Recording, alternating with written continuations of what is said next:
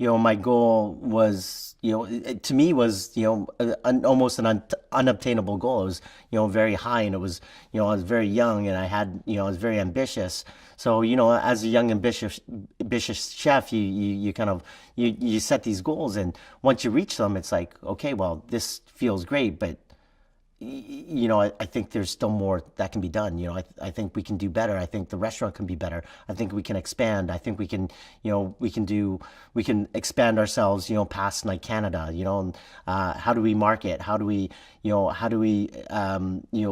how do we make the business more profitable? How do we, how do we make the staff within, the great staff that we have within our company? How do we expand them? How do we, get them to their goals? So I think my version of success right now is, like how do I make the people around me more successful?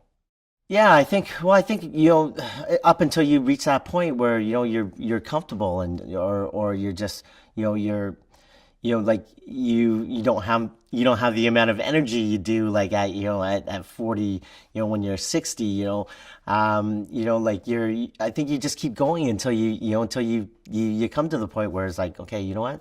I'm tired. People around me, they've got, they're taking care of everything. They're successful. They're making their mark. They're making their name.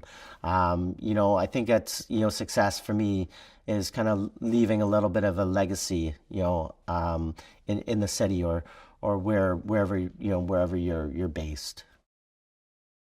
Probably like after our 2 year mark. I think, we everything at DaiLo started kind of running the way we wanted to.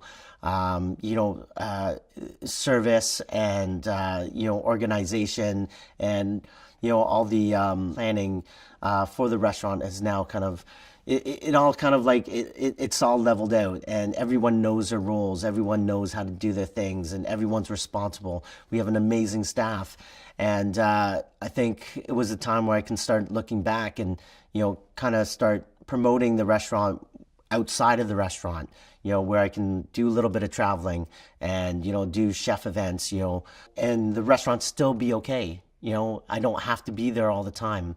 And the staff that I have there, they're very responsible, and they take it on themselves.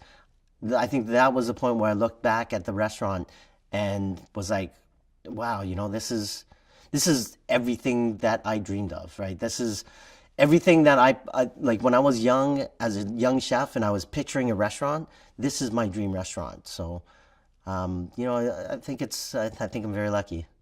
Well, I'm not sure if it's really about improving. It's about, maintaining, our standards. Like there's, in the restaurant business, there's always a lot of turnover.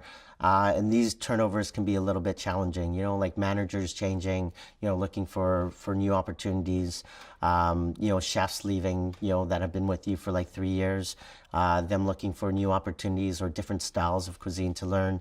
And when new people come in, retraining them and trying to maintain those standards within them, that's a thing how, we can keep being better.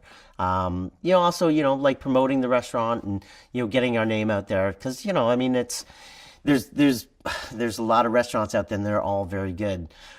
So how do we stay kind of on top of the media game? How do we keep our name in the forefront? Yeah, and also, creating connections with, with different, different companies or different brands that, kind of really speak to, that really speak towards, what DaiLo does. Because there's a lot of relationships that have really kind of helped us throughout the years as well. I think that's one measure of success too, is to understand, your clientele, and to understand, what what your brand is, right? And like what your restaurant, the message your restaurant is trying to purvey, and to captivate that audience. And then, So what is it? well, like it's really kind of a story of my life. I mean, I'm Chinese Canadian, and I've always kind of felt like my Asian heritage wasn't a big part of my life. So I think through my food and through my restaurant, I've really kind of gained that back. I've learned about my culture through through my restaurant, through my food, and reconnected myself with my culture.